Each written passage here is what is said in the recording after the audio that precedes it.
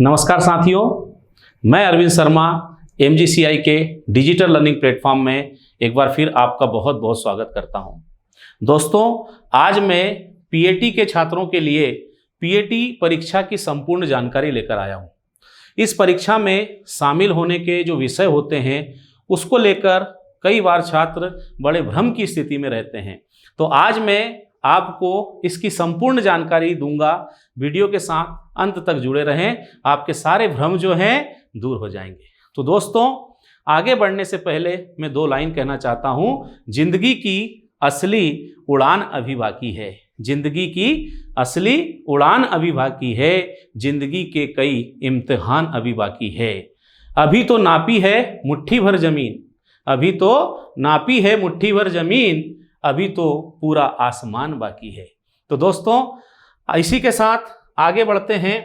तो हम शुरुआत यहाँ पर करते हैं PAT के जो सब्जेक्ट ग्रुप है उससे हम शुरुआत करेंगे। दोस्तों, PAT एकमात्र ऐसी परीक्षा है जिसमें कई प्रकार के समूह से शामिल हुआ जा सकता है और उन समूह के नाम अलग अलग होते हैं। जैसे आप यहाँ देख पा रहे हैं कि सबसे पहला ग्रुप है PCB, फिजिक्स केमिस्ट्री बायोलॉजी। ये जो ग्रुप है यह CBSE और MP बोर्ड दोनों में ही 11th-12th करने वाले छात्रों के लिए यह ग्रुप अवेलेबल होता है। ये PCB से अपनी तैयारी 11th-12th की कर सकते हैं और आगे जाकर जो कॉम्पिटिटिव परीक्षा होती है उसमें भी इनका ग्रुप होता है PCB। ये वाला जो ग्रुप है इसे बायोलॉजी ग्रुप भी कहा जाता है। अब बायोलॉजी ग्रुप क्यों कहते हैं?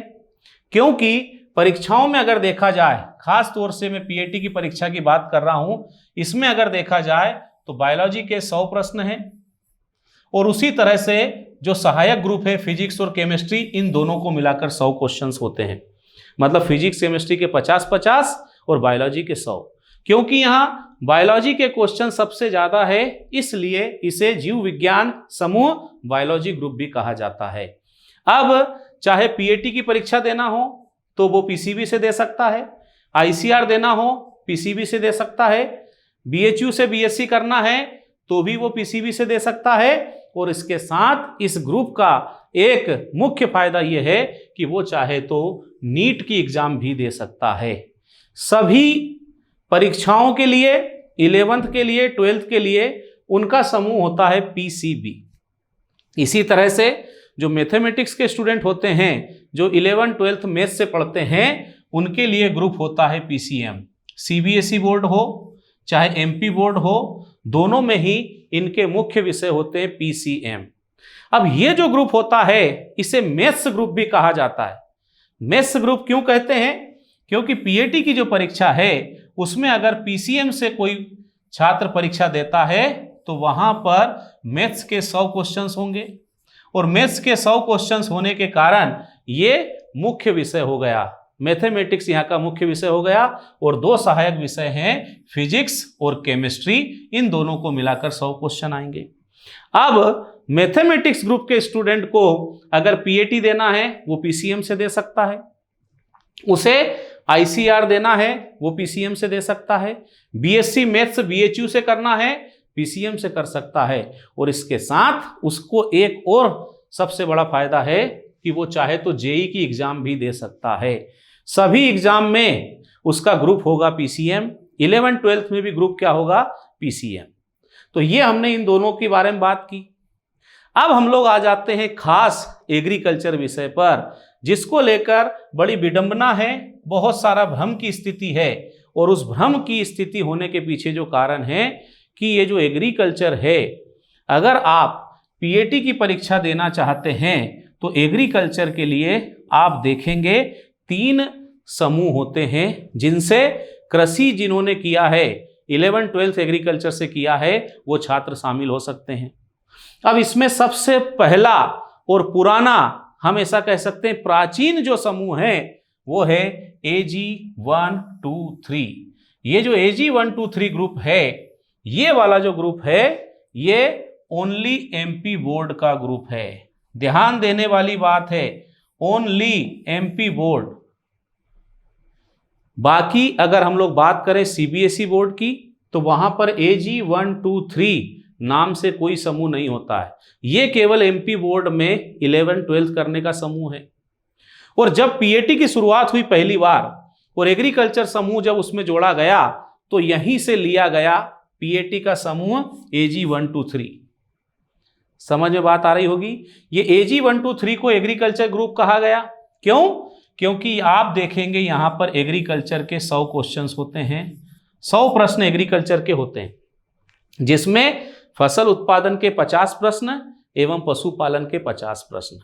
इसके साथ साथ इसमें PCM भी, ये साइंस के 4 सब्जेक्ट हैं, इनको मिलाकर 100 प्रश्न होते हैं। मतलब 25 एक के और चारों को मिलाकर हो जाएंगे कितने प्रश्न? 100। इसे कृषि समूह सबसे पहले इसलिए कहा गया क्योंकि यहां पर एग्रीकल्चर मुख्य विषय है और क्योंकि एमपी बोर्ड में पहले केवल यही विषय था, इसलिए व्यापम जब अपनी जानकारी देता है, पीएटी परीक्षा की बुकलेट बताता है, तो वह इस पुराने जमाने के ग्रुप को ही एग्रीकल्चर में दिखाता है। फिर क्या हुआ, आगे चलते हैं दोस्तों। तो बाद में हम देखते हैं कि पीसीए ग्रुप और जोड़ा गया।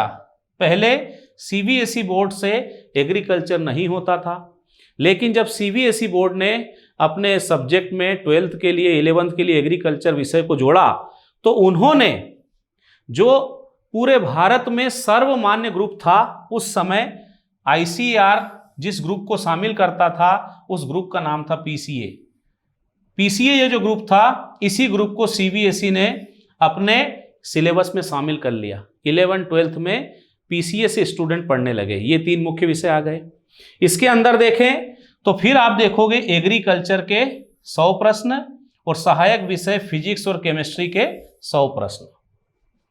अब आप देखोगे ऊपर मैं बता चुका हूं, यहां बायोलॉजी के 100 प्रश्न थे 200 में से, तो यहां बायो को मुख्य समूह माना। यहां मैथ्स के 100 प्रश्न थे 200 में से, तो मैथ्स को क्या माना? मुख्य समूह माना। तो फिर यहां पर अगर हम देखें, यहां पर एग्रीकल्चर, फिजिक्स और केमिस्ट्री दिया है, तो क्या इसको फिजिक्स ग्रुप कहेंगे? क्या इसको केमिस्ट्री ग्रुप कहेंगे? नहीं, यह भी कहलाएगा एग्रीकल्चर ग्रुप, क्योंकि यहां पर एग्रीकल्चर के 100 क्वेश्चन हैं, आधे प्रश्न एग्रीकल्चर से लिए गए। तो इस तरह से पीसीए ग्रुप को शामिल किया गया। अब पीसीए ग्रुप से अगर देखा जाए तो आप पीएटी की परीक्षा दे सकते हैं, पीसीए ग्रुप से दे सकते हैं। इसके अलावा आईसीआर की एग्जाम आपको देना है, आप आईसीआर की एग्जाम भी दे सकते हैं, और बीएचयू के लिए भी आप इस ग्रुप से पढ़ाई कर सकते हैं। लेकिन जो स्टूडेंट एग्रीकल्चर कॉलेज में पढ़ रहे हैं या जिनका आईसीआर में सिलेक्शन हुआ है, वो सभी ये बात जानते हैं कि अगर किसी स्टूडेंट को आईसीएआर की परीक्षा देना है तो क्या वो इस AG 1 2 3 वाले ग्रुप से दे सकता है क्या? नहीं। आप सबको ये ज्ञात होगा कि वो केवल पीएटी की परीक्षा दे सकता है इस सब्जेक्ट ग्रुप से। अगर उसे आईसीआर देना है तो फिर उसे या तो पीसीए ग्रुप या फिर एबीसी ग्रुप को चुनना होगा। अभी इस एबीसी ग्रुप को भी मैं एक्सप्लेन करने वाला हूं। मतलब हमने 11 12th पढ़ा है AG 1 2 3 से, और अगर आईसीआर की एग्जाम देना है तो पीसी और एबीसी लेना ही होगा। समझ में आ गई बात? आईसीआर से चाहे हम सीपीएटी की तैयारी कर रहे हैं, लेकिन सब्जेक्ट ग्रुप हमारा या तो पीसीए रखना पड़ेगा या एबीसी। AG 1 2 3 से हम ये परीक्षा नहीं दे सकते। अब फिर क्या हुआ कि भाई ये जो पीसीए ग्रुप था, इसमें एग्रीकल्चर तो ठीक है, साथ में फिजिक्स और केमिस्ट्री 2 कठिन विषय होते थे। इसके कारण स्कोर करने में, पढ़ने में छात्रों को परेशानी आई। तो सबसे पहले जो राजस्थान बोर्ड के छात्र हैं, राजस्थान बोर्ड के जो छात्र हैं, इन्होंने आईसीआर से रिक्वेस्ट करके वहां के छात्रों ने मिलकर इस समूह को आईसीआर में जुड़वाया, क्योंकि राजस्थान बोर्ड एबीसी समूह को अपने पाठ्यक्रम में शामिल कर चुका था। तो फिर आईसीआर ने जब इस बात को समझा और एग्रीकल्चर में उन्होंने शामिल कर लिया एबीसी। आईसीआर में भी ये सर्वमान्य समूह हो गया। मतलब मध्य प्रदेश की जो एमपी पीएटी की परीक्षा होती है, एमजीसीआई के अथक प्रयासों के कारण इस एबीसी समूह को वहां भी जुड़वाया गया है, प्रयास किया गया है, ताकि जो हमारे छात्र 11वीं 12वीं पढ़कर आए हैं एग्रीकल्चर से, वो केवल पीएटी की परीक्षा के भरोसे ना रहे, वो भी आईसीआर में शामिल हो, वो भी बीएचयू की परीक्षा आसानी से दे सकें, इसलिए इस समूह को शामिल किया गया। अब रही बात अपडेशन की, तो आप जानते ही हो शासकीय जो विभाग होते हैं वहां पर अपडेशन लगातार समय समय पर होते रहते हैं। अभी जो बुकलेट चल रही है उस बुकलेट में उन्होंने पीसीएम और पीसीबी के साथ साथ इसको भी साइंस बता रखा एग्रीकल्चर को, लेकिन उसको साइंस बता देने भर से कुछ नहीं होता। क्या वहां का मुख्य सब्जेक्ट एग्रीकल्चर नहीं है? ये बात किसी को समझाने की बताने की आवश्यकता नहीं है, क्योंकि bio group, maths group, agriculture group ये नाम ही रखे गए हैं कि उस ग्रुप का मुख्य विषय कौन सा है, सबसे ज्यादा क्वेश्चंस कौन से सब्जेक्ट से आते हैं, उसके हिसाब से ग्रुप बनाया गया है। तो हम जो कि एमजीसीआई है, आपका अपना संस्थान है, ये हमेशा ऐसे छात्रों के लिए प्रयास करती है, उनकी सफलता के लिए प्रयास करती है कि ज़्यादा से ज़्यादा अवसर उनको प्राप्त हो, वो पीएटी के साथ साथ आईसीआर में भी अपना अच्छा प्रदर्शन कर सके। इस कारण से ये प्रयास किया गया। दोस्तों, ये जो सब्जेक्ट ग्रुप का भ्रम फैला हुआ है कि साइंस क्या है, एग्रीकल्चर क्या है, इसको मैं आप अगली स्लाइड के माध्यम से और अच्छे से आपको क्लियर कर पाऊंगा। दोस्तों देखो, हम लोग बात करते हैं 12th में हमारा सब्जेक्ट, हमने देखा arts subject, commerce subject, agriculture, biology और मैथमेटिक्स, ये 5 मुख्य विषय है। आर्ट्स सब्जेक्ट था हमारा 11th 12th में, और आगे जाकर हम ग्रेजुएशन की डिग्री करना चाहते हैं तो आप देखोगे उस डिग्री का नाम होगा बीए, बैचलर्स इन आर्ट्स या बैचलर ऑफ आर्ट्स इसको बोला जा सकता है। कॉमर्स सब्जेक्ट है तो बीकॉम। उसी तरह से जो स्टूडेंट एग्रीकल्चर से आगे पढ़ाई करना चाहते हैं, ग्रेजुएशन करना चाहते हैं, उनकी डिग्री के ऊपर क्या लिखा हुआ आता है? BSc agriculture, bachelor of science in agriculture.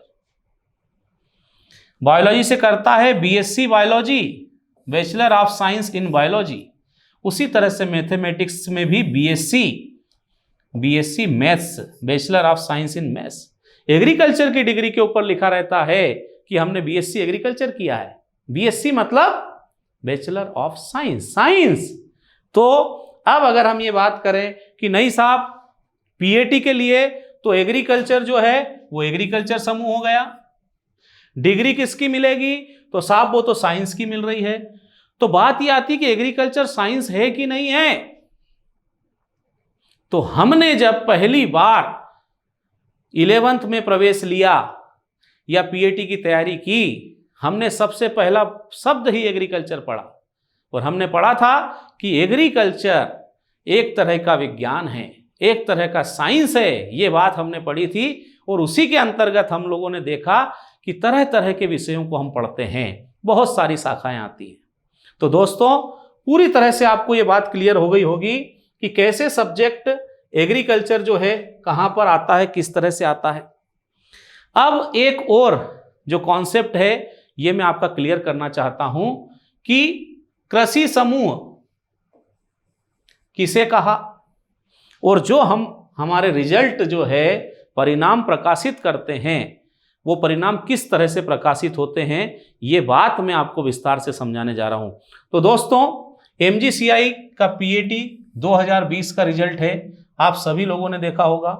कृषि समूह की हम बात करते हैं क्योंकि पीएटी में हम कृषि समूह का रिजल्ट जब छापते हैं तो कृषि समूह मतलब AG 1, 2, 3, ABC एंड PCA, ये तीनों को कृषि समूह में क्यों माना गया है ये बात मैं आपको बता चुका हूं, और अभी आपको क्लियर हो जाएगी। जैसे हमने प्रथम स्थान पर हमारे छात्र नरेंद्र यादव को बताया, जिसके मार्क्स अगर पीएटी में देखे जाएं तो 159.91 थे। पीएटी के लिए इसका जो सब्जेक्ट ग्रुप था वो था ABC, और 12th में जो इसका सब्जेक्ट था वो था एग्रीकल्चर। हमने बताई कि इसकी जो ओवरऑल रैंक है वो सेकंड है, लेकिन एग्रीकल्चर ग्रुप में इसकी रैंक फर्स्ट है पूरे मध्य प्रदेश में। इससे ज़्यादा नंबर वाली मध्य प्रदेश में कोई भी एग्रीकल्चर, चाहे एबीसी हो, चाहे पीसीए हो, चाहे एजी 1 2 3 हो, इसकी मार्कशीट आपको नहीं मिलेगी। अगर मिल जाए तो एमजी संस्थान ऐसे लोगों का आभार व्यक्त करेगा और उनके लिए समुचित इनाम की व्यवस्था भी रखी गई है। अब आप कहेंगे सर ओवरऑल में सेकंड लेकिन एग्रीकल्चर में फर्स्ट, ये कैसे संभव हुआ? तो ये संभव पिछली स्लाइड में आप देख चुके हैं कि पीएटी की परीक्षा में पीसीबी, पीसीएम और एग्रीकल्चर, अब एग्रीकल्चर के अंदर 3 एजी 1 2 3, इसके अलावा A B C and PCA, ये लोग शामिल हुए। अब पीसीबी वाले का मैं आपको बता ही चुका हूं कि ये जो है ये नीट की परीक्षा देने वाले लोग भी हो सकते हैं, पीसीएम वाला जेई की एग्जाम भी दे सकता है। तो प्रथम स्थान पर इनमें से कोई छात्र था। अब कोई पीसीएम वाला है, कोई पीसीबी वाला है, तो हम उसको तो कृषि समूह बोल नहीं सकते। इस कारण से इनको अगर हटा दिया जाए तो सेकंड ओवरऑल रैंक पर हमारा स्टूडेंट था जो एग्रीकल्चर ग्रुप की कौन सी रैंक पर आ गया? फर्स्ट रैंक पर आ गया।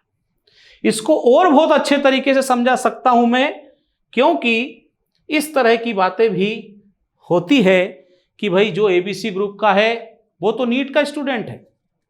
तो दोस्तों आप स्वविवेक से ये बात समझ सकते हैं। मैं आपके सामने मार्कशीट लेकर आया हूं। हमारा टॉपर है नरेंद्र यादव। ये नरेंद्र यादव की 12th की मार्कशीट है। आप देख सकते हैं 2 विषय हिंदी इंग्लिश, ये तो सभी के कॉमन होते हैं। इसके अलावा element of science and maths for agriculture, crop production and horticulture और एनिमल हस्बेंड्री। इसका मतलब हुआ कि ये जो छात्र है इसने 12th किया था एजी 1 2 और 3 से, ये इसका 12th का समूह हो गया। लेकिन पीएटी की जो परीक्षा है प्री एग्रीकल्चर टेस्ट 2020 में ये जो छात्र है नरेंद्र यादव एग्रीकल्चर समूह का पूरे एमपी का टॉपर, ये देखो बायोलॉजी, केमिस्ट्री एंड एग्रीकल्चर से शामिल हुआ, एबीसी समूह से शामिल हुआ। समझ में बात आपको आ गई? एबीसी समूह से ये शामिल हुआ। अब ये जो एग्रीकल्चर का स्टूडेंट है क्या ये जेई की एग्जाम दे सकता है? क्या ये नीट की एग्जाम दे सकता है? इसके लिए मुझे आपको कुछ समझाने की आवश्यकता नहीं है, आप स्वयं समझदार हैं, आप स्वयं निर्णय ले सकते हैं। हमारा काम केवल यह है कि हम छात्रों के लिए ऐसे तरीके बताएं, इस तरह से उनकी तैयारी कराएं कि उनको ज़्यादा से ज़्यादा फायदा मिल सके। हम चाहते हैं कि हमारे जो छात्र हैं ये केवल मध्य प्रदेश, केवल एमपी पीएटी तक सीमित ना रहे, वो आईसीआर की तैयारी भी करें, वो बीएचयू में भी जाएं और उसके साथ साथ अगर आप देखो तो और भी जो एग्रीकल्चर की एग्जाम है उसमें जाएं। लेकिन ऐसा तभी होगा जब छात्र का सब्जेक्ट ग्रुप ऐसा होगा कि जो पूरे भारत के अंदर मान्य हो। ऐसा नहीं होना चाहिए सब्जेक्ट ग्रुप कि वो केवल एमपी के लिए मान्य हो। तो ये जो एजी 1 2 3 समूह है ये आसान होता है, सरल होता है, लेकिन केवल एमपी पीएटी के लिए होता है। तो अगर हमें सरलता देखनी है तो एजी 1 2 3 विषय है, और अगर हम चाहते हैं, हमारे अंदर ताकत है, क्षमता है, और हम चाहते हैं कि पीएटी के साथ साथ हम दूसरे राज्यों की परीक्षा है ना, सेंट्रल लेवल की जो परीक्षा है उसमें भी शामिल हों, उसमें भी सफलता प्राप्त करें, तो दोस्तों हमें ऐसे विषय का चुनाव करना पड़ेगा जो सर्वमान्य हो, पूरे भारत के अंदर मान्य हो। तो दोस्तों मैं पूरी तरह से इस बात से इत्तेफाक रखता हूं कि आपको पूरी जानकारी स्पष्ट हो गई होगी, पूरी तरह से आपको अंदाजा लग गया होगा कि किस तरह से परीक्षा में शामिल होते हैं, कौन सा हमारा ग्रुप है, कौन सा सरल है, कौन सा एमपी पीएटी के लिए है, कौन सा पूरे भारत के लिए है। उसके साथ साथ ये आप रिजल्ट देख सकते हो। कृषि समूह में हम देखते हैं पीएटी 2020 का ये एमजीसीआई का रिजल्ट है। टॉप 5 में आप देखोगे 3, इसके अलावा टॉप 10 के अंदर अगर आप देखोगे तो 7 छात्र एमजीसीआई के थे। तो दोस्तों आज हमने एक बात यहां से समझी कि अगर हम चाहते हैं कि हम बड़ी सफलता प्राप्त करें तो हमारा सब्जेक्ट 12th में अगर एग्रीकल्चर है तो एग्रीकल्चर के लिए हमारा सबसे अच्छा जो समूह माना जाएगा, वो समूह अगर देखा जाए तो वो समूह है ABC। क्यों ABC? क्योंकि हम इससे PAT, जिसको MPPAT कहा जाता है, ICAR, जिसको हम CPAT भी कह सकते हैं, और BHU में भी जो बनारस हिंदू यूनिवर्सिटी है वहां पर भी सफलता प्राप्त कर सकते हैं। तो आप देखेंगे AG 1 2 3 की बैच ऑलरेडी हमारे स्टार्ट हो चुकी है और ABC समूह के लिए 15 जुलाई से आपके लिए आपका अपना MGCI जो संस्थान है ये नई बैच स्टार्ट कर रहा है। तो दोस्तों आप इसकी तैयारी करें, MP के साथ साथ पूरे भारत की परीक्षाओं में शामिल हो, अपने माता पिता का सपना पूरा करें। दोस्तों आपके उज्जवल भविष्य की कामना करता हूं और ये उम्मीद रखता हूं कि आपको मेरे द्वारा दी गई जानकारी पूरी तरह से स्पष्ट होगी। बहुत बहुत धन्यवाद दोस्तों।